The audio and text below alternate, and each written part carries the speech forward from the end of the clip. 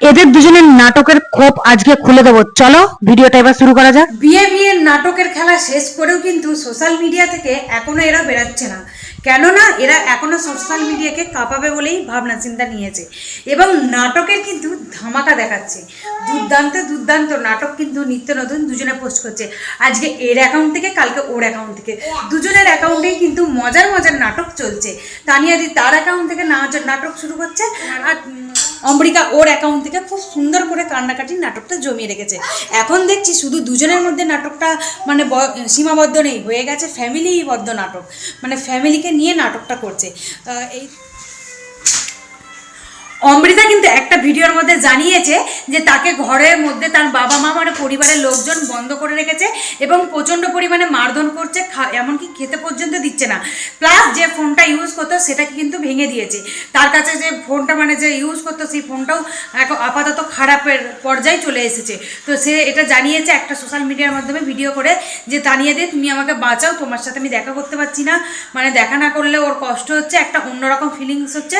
তো সেই ভিডিওটা দেখে তানিয়া কি জানিয়েছিল, তানিয়া দি একটা কথাই বলেছে যে দেখো ও এখনও ম্যাচুরিটি হয়নি, যেহেতু তানিয়া দি ওর থেকে অনেকটা বয়সে বড়, তো সেহেতু মানে তানিয়া যেহেতু বেশি বুদ্ধি, সে মনে করে যে তানিয়ার যে বেশি বুদ্ধি, তো সে তার বুদ্ধিকে কাজে লাগিয়ে বলতে চাইছে যে সে এখনও পর্যন্ত ম্যাচুরিটি হয়নি, মানে অম্বিকা এখনও পর্যন্ত ম্যাচুরিটি হয়নি।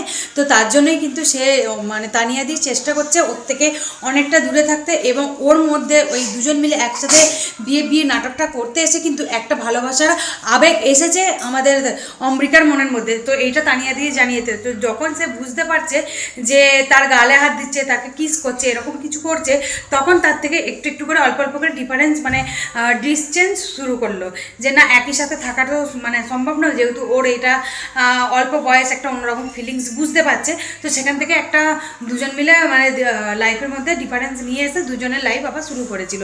কিন্তু এরই মধ্যে জানাচ্ছে যে ওর একদমই মানে অম্বিকা জানিয়েছে যে ওর একদমই ভালো লাগছে না, তানিয়াকে ছেড়ে বিরক্ত লাগছে, ওর কাছে যেতে ইচ্ছা করছে।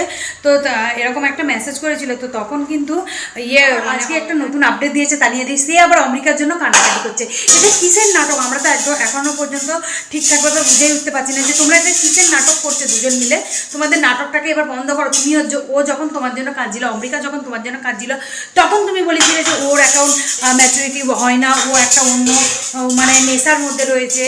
আর তোমার তাহলে এটা কি হচ্ছে, তুমি কিসের জন্য মানে করছো, এরকমভাবে নাটকটা করছে সোশ্যাল মিডিয়া এসে শুধুমাত্র কি ভিউসের কি জানিয়েছে তার আশেপাশে যে চেনা জানা বন্ধু বান্ধব ছিল তাদেরকে, এমনকি অম্বিকার বাড়ির আশেপাশে খবর রাখতে বলেছে যে অম্বিকাকে যদি দেখতে পায় তাহলে কিন্তু তানিয়ার সাথে যোগাযোগ করতে পারে। তানিয়া দিয়েও কিন্তু থাকতে পারছে না, প্রায় 7 দিন ধরে অম্বিকার কোনো ফোনে খোঁজ খবর পাওয়া যাচ্ছে না এবং ওকে বাড়ির বাইরেও কোথাও দেখতে পাওয়া যাচ্ছে না।